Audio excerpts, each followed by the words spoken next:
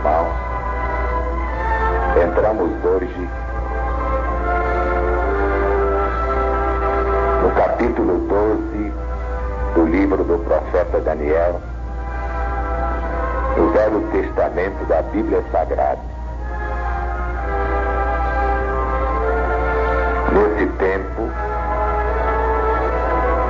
se levantará Miguel, grande príncipe e defensor dos filhos do teu povo, e haverá tempo de angústia desde que houve nação até aquele tempo. Mas naquele tempo será salvo o teu povo, todo aquele que for achado inscrito no livro. Muitos dos que dormem no pó da terra ressuscitarão, uns para a vida eterna, outros para a vergonha e horror eterno. Os que forem sábios, portanto, resplandecerão como o fulgor do firmamento, e os que a muitos conduzirem à justiça brilharão como as estrelas, sempre e eternamente.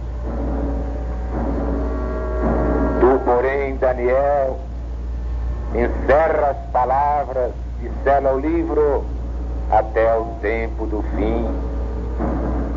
Muitos os esquadrinharão e o saber se multiplicará.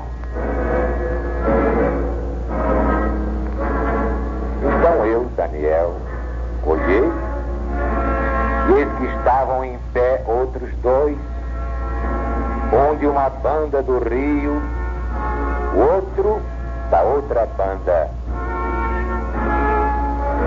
Um deles disse ao homem vestido de linho, que estava sobre as águas do rio: quando se cumprirão estas maravilhas?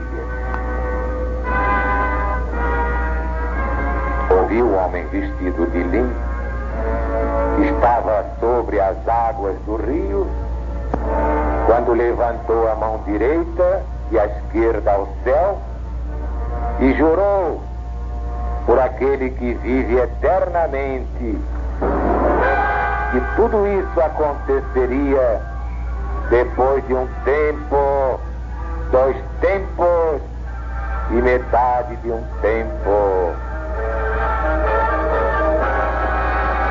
Quando se acabar a destruição do poder do povo santo, todas estas coisas se cumprirão. Eu ouvi, mas não entendi.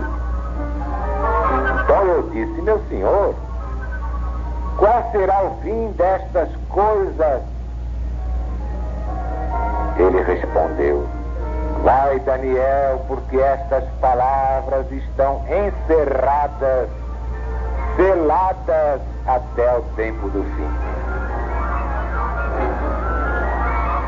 Muitos serão purificados, embranquecidos e provados. Os perversos procederão perversamente, e nenhum deles entenderá, mas os sábios entenderão.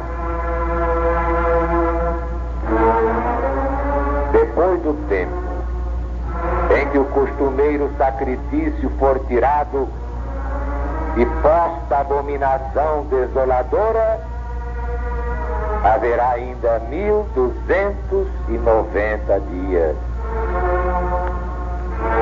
Bem-aventurado aquele que espera e chega até 1335 dias.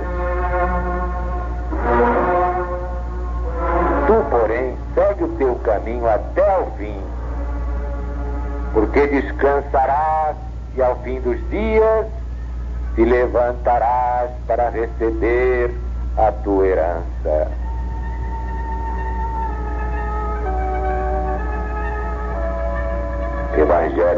Jesus, segundo São Mateus, capítulo 24, versículo 15. Quando virdes a abominação da desolação de que falou o profeta Daniel, no lugar santo, quem lê, entenda. E no versículo 44 do mesmo capítulo: por isso, ficai bem apercebidos, porque a hora em que não cuidais, voltará o Cristo de Deus. Evangelho de Jesus, segundo São Marcos, versículos 13 e 14. Quando, pois, virdes o abominável da desolação, situado onde não deve estar, quem lê, entenda o que está escrito no livro do profeta Daniel.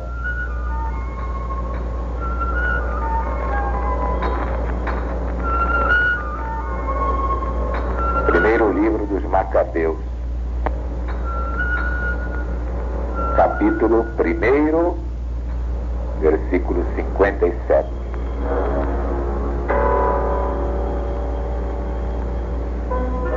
No dia 15 do mês de Casleu, no ano 145, o rei Antíoco mandou colocar o abominável ídolo da desolação sobre o altar de Deus.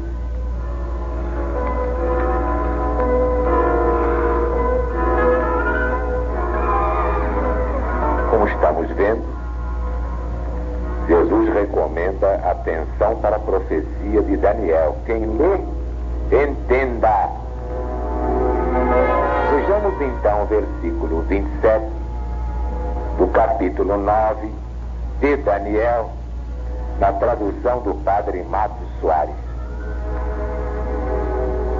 E estará no templo a abominação da desolação,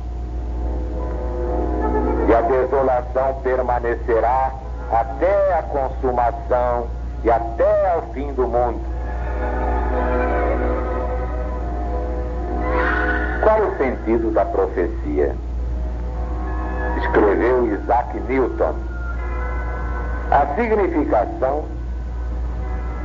é que a gente de um príncipe que há de vir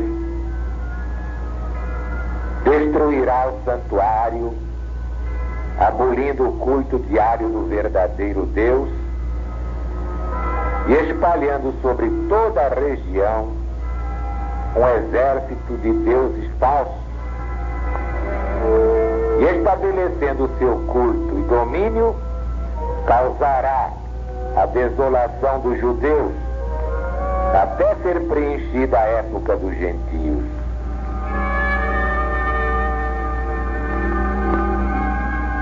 Pois o próprio Jesus nos diz que a abominação da desolação, a que se refere o profeta Daniel, deveria ser estabelecida nos dias do Império Romano. Toda atenção agora para os versículos 11 e 12 do capítulo 12 do profeta Daniel. E desde o contínuo sacrifício retirado e posta abominação desoladora, haverá 1290 dias. Bem-aventurado aquele que espera e chega a 1335 dias. Elucidação de Aracelli. O contínuo era o paganismo romano em sua fórmula religiosa imposta pela espada conquistadora, denominada por Jesus abominação da desolação.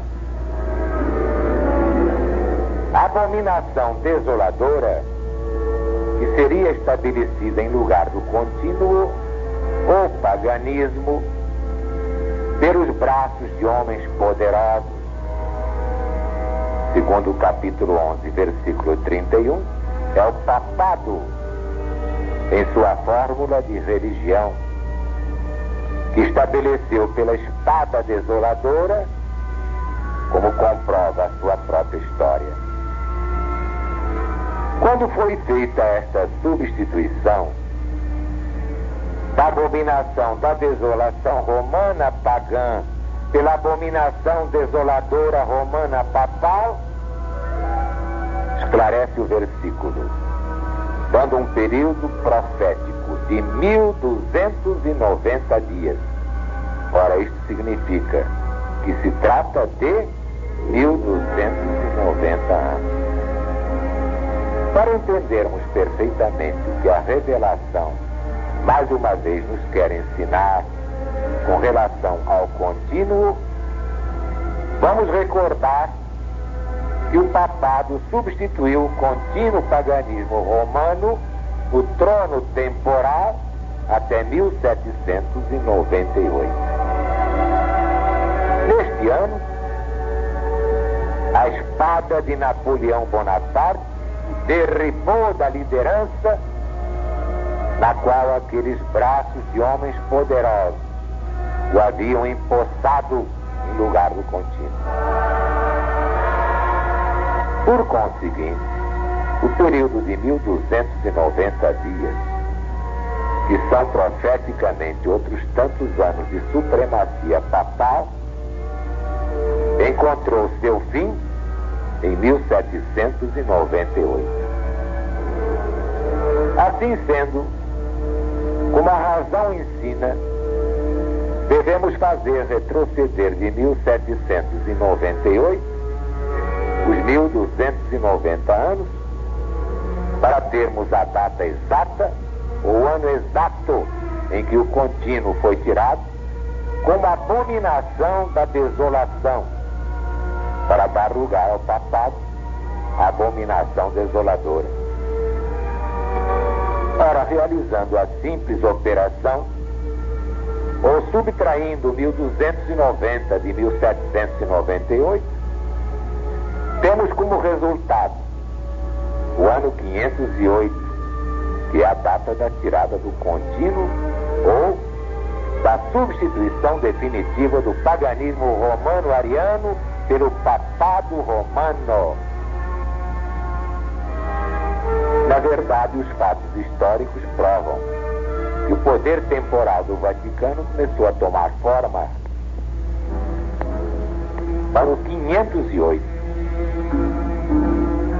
Como no caso da crise do paganismo romano com o cristianismo, o advento de Constantino preparou o caminho para a ascensão papal, também no caso da crise do paganismo ariano com o papado, o advento de Clodoveu, rei dos francos, preparou o caminho para a supremacia temporal do Vaticano na Europa. Finalmente, encontrou a profecia de Daniel seu pleno cumprimento. Foi desarraigada a abominação da desolação, o paganismo, e todos os elementos do império para dar lugar à abominação desoladora, o papado, desde o ano de 508 até 1798. Exatamente 1290 anos. Resultado: uma abominação foi trocada por outra. Vejamos agora o versículo 12, que é muito importante. Prestem atenção. Bem-aventurado que espera e chega até 1335 dias. Isto é, 1335 anos. Na profecia, um dia vale um ano. De 1290 a 1335 anos, há uma distância de 45.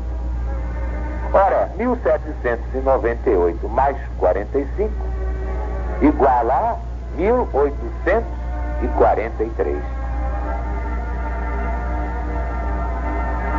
Isto protestantes julgaram que se tratava do ano da volta de Jesus. Marcaram. Jesus vai voltar em 1843. Foi aquela expectativa e Jesus não voltou. O mundo inteiro se ligou então na propaganda do movimento millerista para receber não Jesus, mas o Paráclito. Sim, o que ocorreu foi a entrada do Paráclito no mundo, com os fenômenos desencadeados pelas irmãs Fox, a partir de 1843. Eram duas meninas, mas desde cedinho, revelando as suas mediunidades por influência dos espíritos. E essa fenomenologia interessou tanto Allan Kardec, que ele estudou a situação, e no seu estudo resultou a terceira revelação. Não deixou de ser uma volta indireta do Cristo, porque a ciência do cristianismo veio aclarar todos os textos proféticos, até então interpretados ao pé da letra. Como diz São Paulo apóstolo, a letra mata, só o Espírito vivifica. Agora sim, pode o Paráclito iluminar os textos bíblicos, abrindo os caminhos para a volta do Cristo de Deus, a volta real. Sabemos, por exemplo, que as profecias de Jesus se renovam em ciclos múltiplos, como vimos nas páginas do Apocalipse atualíssimo. E é por isso que se renova a abominação da desolação, assim descrita no capítulo 24 do Evangelho segundo São Mateus. Diz Jesus: quando, pois, virdes a abominação da desolação, de quem falou o profeta Daniel, no lugar santo, quem lê entenda. Então os que estiverem na Judéia fujam para os montes. Quem estiver sobre o eirado, não desça para tirar de casa alguma coisa. E quem estiver no campo, não volte para buscar a sua capa. Ai das que estiverem grávidas e das que estiverem amamentando naqueles dias. Orai para que a vossa fuga não se dê no inverno, nem no sábado. Pois essa profecia teve seu primeiro cumprimento na destruição de Jerusalém, exatamente no ano 70 desta era chamada cristã. Foi uma grande tribulação que se repetiu através dos séculos. Mas a próxima e última deste ciclo será a maior tribulação de todas, como diz o próprio Jesus. Porque nesse tempo haverá uma grande tribulação, como nunca houve desde o princípio do mundo, nem haverá jamais. Se aqueles dias não fossem abreviados, ninguém poderia ser salvo. Mas esses dias serão abreviados por causa dos escolhidos, aqueles que estão assinalados para o rebanho único do Divino Mestre. Logo em seguida, a tribulação daqueles dias, o sol escurecerá, a lua não terá luz, as estrelas cairão do céu e as potências do céu se abalarão. Então aparecerá no céu o sinal do Filho de Deus. Todos os povos da terra se lamentarão, vendo Cristo voltar sobre as nuvens do céu com poder e grande glória. Ele enviará seus anjos com grande clangor de trombeta, quais reunirão os escolhidos de Deus dos quatro ventos e uma outra extremidade do céu. Eis aí, meus amigos, meus irmãos, a 16ª chave bíblica da volta de Jesus.